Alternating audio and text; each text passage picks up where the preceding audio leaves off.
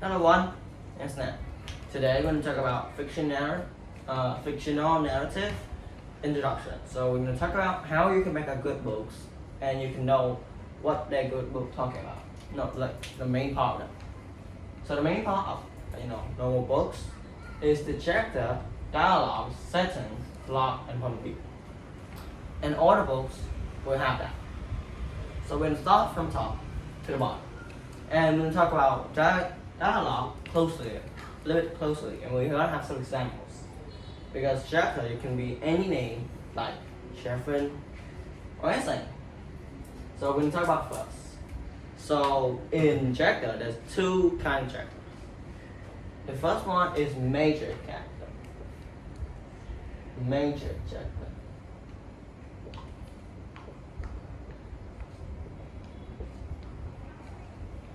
And major character is actually the main character in the story, talking most of them around it.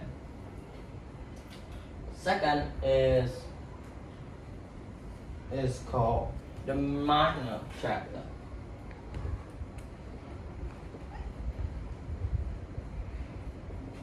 So the minor character is actually a support character that support the main character, supports other character, making the story much better and more interesting, and maybe help you learn something from that.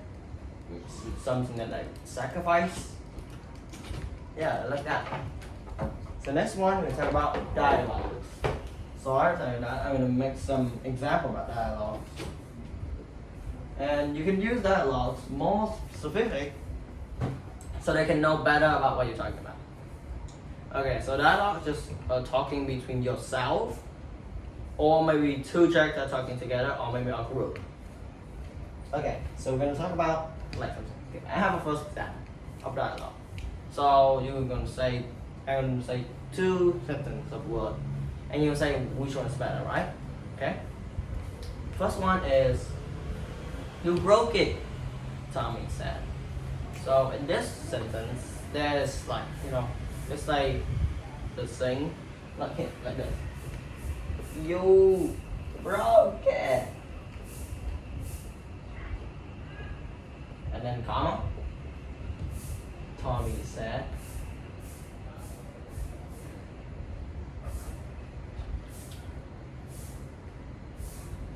Just say you broke it. You don't know what they broke or anything. You don't know what is happening or anything. So you just know that someone just broke it. And if you want a better dialogue, you can say more specifics about things that happened, like this. You broke it while allowing Tommy as he scooped up remaining favorite model airplane, remaining piece of the model airplane. So now we show more specifics of what it's doing. And some of them might show even where the plot is, right here, the area and the settings. So next one is we'll talk about settings. So settings like a good place. Like if you describe it good, like like my house have a beautiful picture with some bird, picture of waterfall.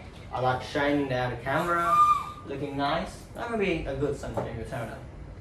Now they can imagine it, and mostly about them is you can make them interesting about the story, not like remember it, forgot it instantly. The next one is plot. The plot what happened. Maybe you should make it more interesting to the reader to read, so they have more interest and they will maybe read it more often. And that's one is point of view. So we know there's three kinds of point of view: first person, second person, and third person. So some books first they have first person, and then the second chapter they just change to second person. Change chapters. But usually you make books, you should make only one point of view. So don't make confuse the people reading it. Like informational text, give that information to the reader to talk about something. You should make it like third person order to know to information about it. If it's a books like comics book, you should like I don't know, for the second person. Like that would be good. Remember to stick to your point of view because it might help your book seem and read better. That's all about this video. Hope you enjoy. Goodbye. See you next time.